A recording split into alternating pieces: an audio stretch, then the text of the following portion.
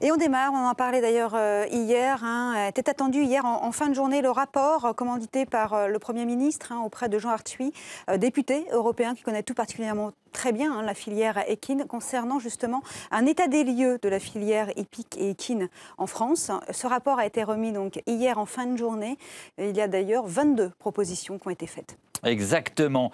Et qui mieux que l'auteur de ce rapport, Jean Arthuis, pour nous en parler. Il est avec nous malgré un emploi du temps extrêmement chargé au téléphone. Bonjour Jean Arthuis. Bonjour. Vos conclusions sont nettes. Ce qui a déjà été fait est insuffisant et il faut réformer en profondeur. Je vous cite, prendre des mesures radicales et immédiates.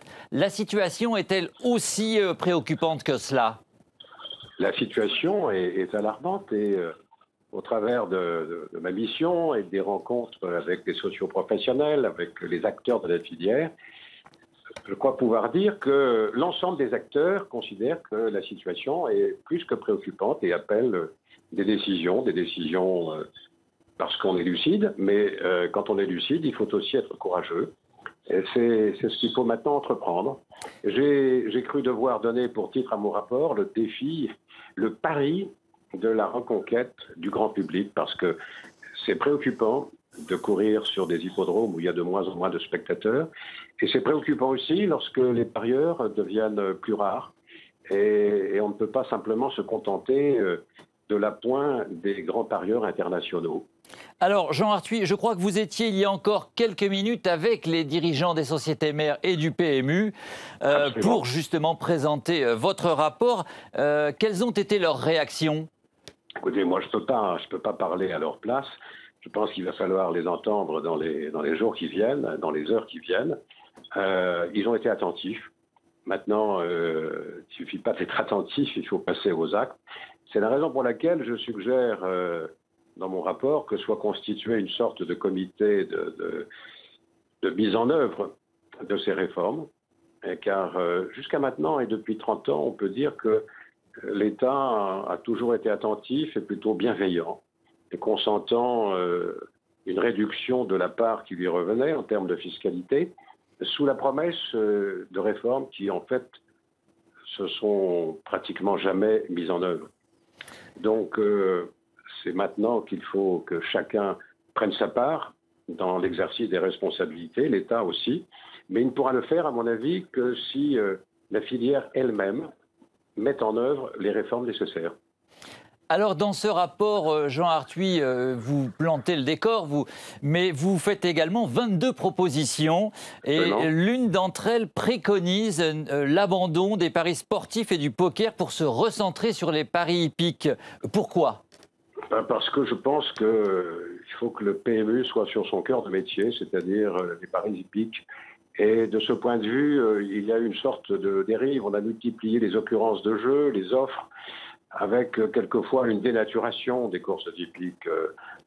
Offrir des jeux sur des courses aux Philippines ou je ne sais où dans le monde, qui peut dire que ces courses sont régulières et que le pari expert peut s'exercer dans des conditions raisonnables.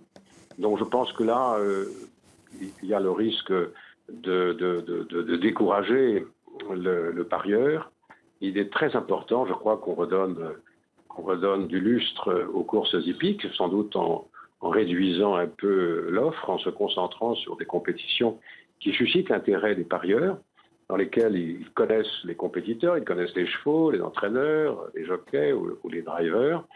Je pense qu'il faut éviter cette espèce de saturation qui dénaturait l'image des courses hippiques. Alors, vous évoquez également l'utilisation de la Fédération nationale des courses hippiques comme structure de mutualisation. À quoi pensez-vous exactement? Je pense que toutes les fédérations sportives ont une société faîtière qui regroupe les fédérations régionales.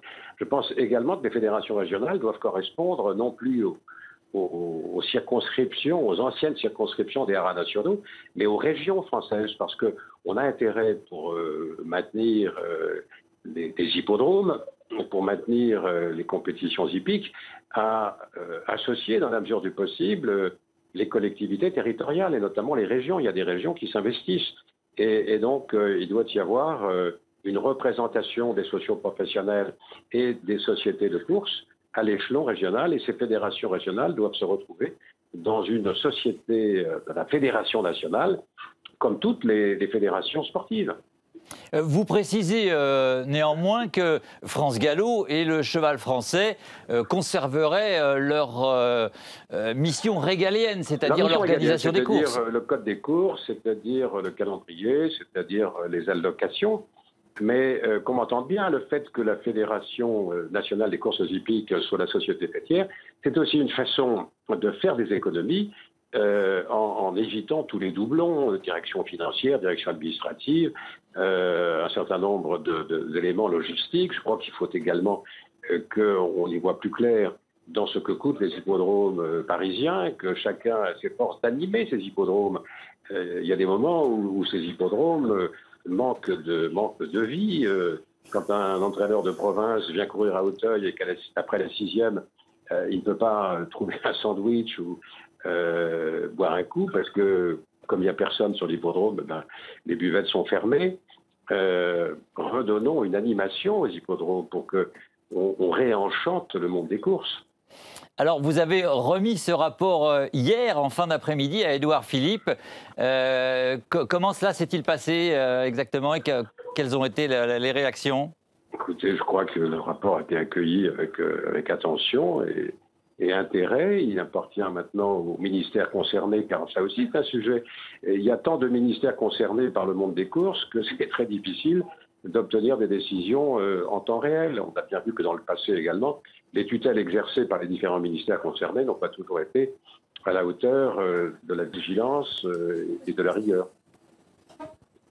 Oui, alors, Monsieur Arthuis, nous sommes en plateau en direct. Emmanuela Jolivet va vous poser une question.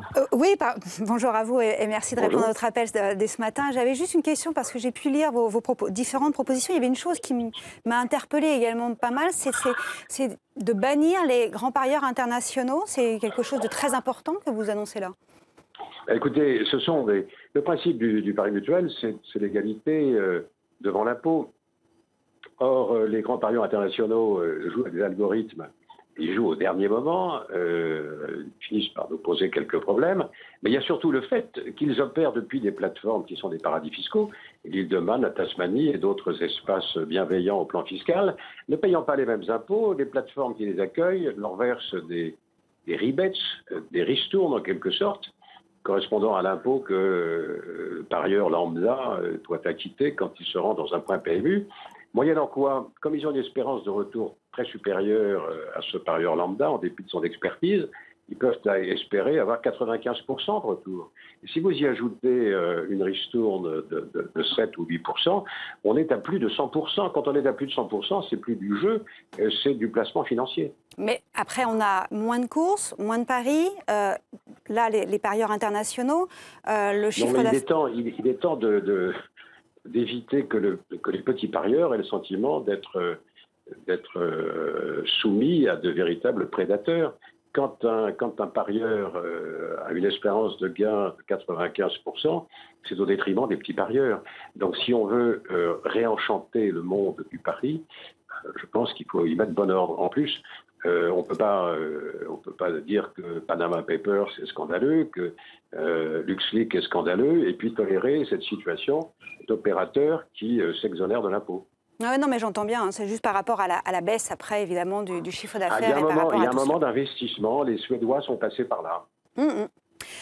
On pourrait retrouver évidemment l'intégralité. Oui, l'intégralité des recommandations faites par M. Jean Arthuis, que vous pourrez lire en détail sur le site equidia.fr. Ce rapport a donc été remis, on le rappelle, au Premier ministre Édouard Philippe, hier en fin de journée. Merci infiniment, Jean Arthuis, d'avoir été avec nous et d'avoir pris le temps de nous répondre. Merci beaucoup. Bonne journée. Bonne journée à vous, au revoir.